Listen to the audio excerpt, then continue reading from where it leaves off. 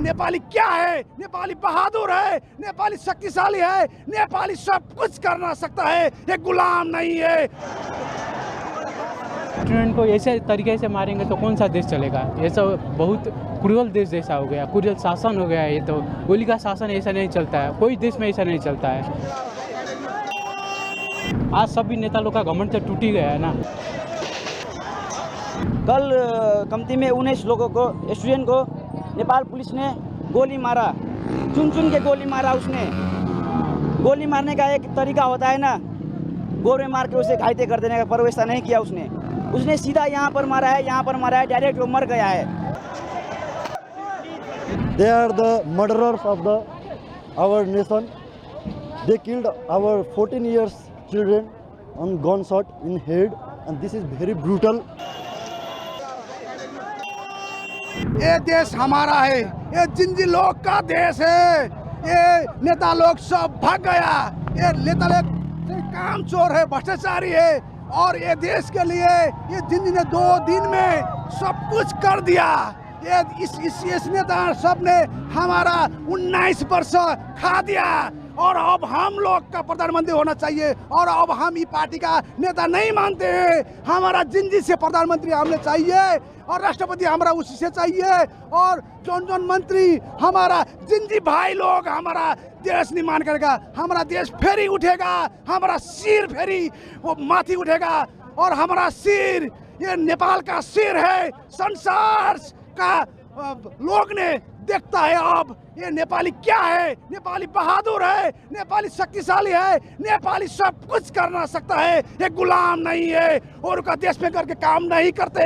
यही देश में पसीना बगाता है, खून बगाता है, और जिंदगी के ये सब लोग के हम इस देश के निर्माण में आगे बढ़ता है। ये नेता के अब हम लोग सहभागी भी होने नहीं देंगे।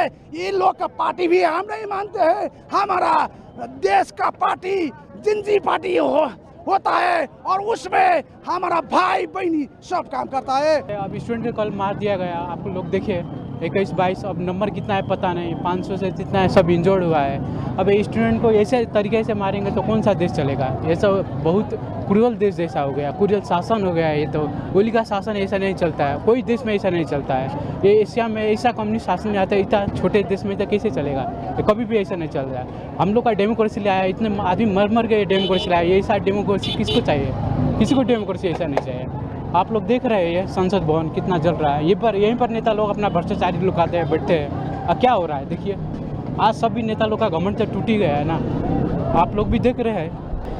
जैसे आप लोग देख रहे हैं, आज हमारे नेपाल में संसद भवन ने पूरे जनता ने मिलके, जेनजी ने मिलके आज आग लगा दिया है। कल नेपाल पुलिस ने जितना ज्यादा किया है ना, कल कमती में 19 लोगों को, स्टूडेंट को नेपाल पुलिस ने गोली मारा, चुन चुन के गोली मारा। उसने गोली मारने का एक तरीका होता है ना, गोर में मार के उसे घायल कर देने का, पर वैसा नहीं किया उसने सीधा यहाँ पर मारा है, यहाँ पर मारा है, डायरेक्ट वो मर गया है। और ये सरकार ये जो हुआ है ना, ये इतना कुछ ये सोशल बैंडिंग के लेके नहीं हुआ है।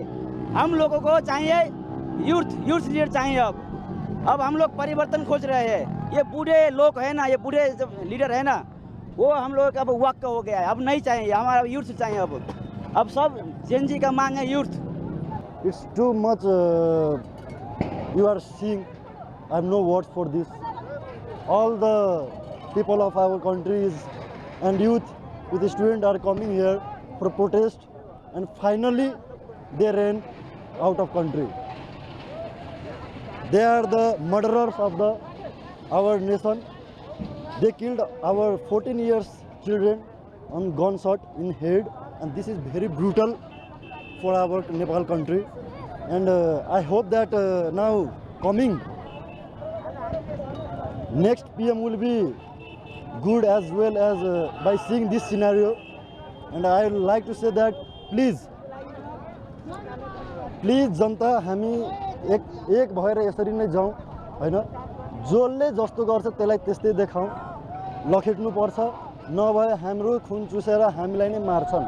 So the Prime Minister also has resigned. Yeah. He should. He have to. Prime Minister has resigned, but that is not enough.